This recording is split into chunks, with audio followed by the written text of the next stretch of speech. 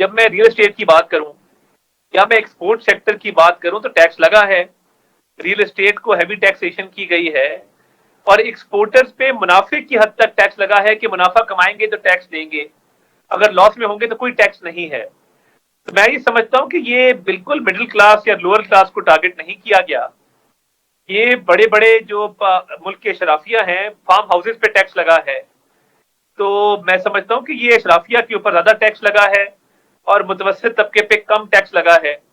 और अगर overall ratio भी देखें तो ये बिल्कुल इसी तरह है। मैं ये समझता हूं कि टैक्सेशन के हवाले से अगर आप देखें तो रियल एस्टेट को टैक्स किया गया है, फार्म हाउसेस पे टैक्स लगा है, तो अशराफिया के ऊपर ज्यादा टैक्स लगा है और मुतवसत तबके को उस हवाले से बहुत ज्यादा बोझ नहीं डाला गया।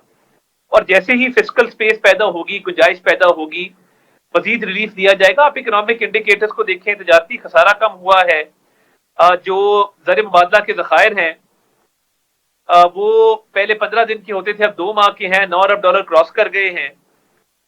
ओवरऑल जो स्टॉक मार्केट है वो दिन ब दिन इजाफा हो रहा है उसके अंदर। तो मैं समझता हूँ कि बड़े पॉजिटिव साइंस हैं, पॉजिटिव इंडिकेटर्स हैं। रुपए का मुस्तहकम होना, डी वैल्यू ना होना, इसने भी महंगाई में कमी में जो है मदद दी है। 11% महंगाई जो है पिछले साल 38% थी इसी माह में।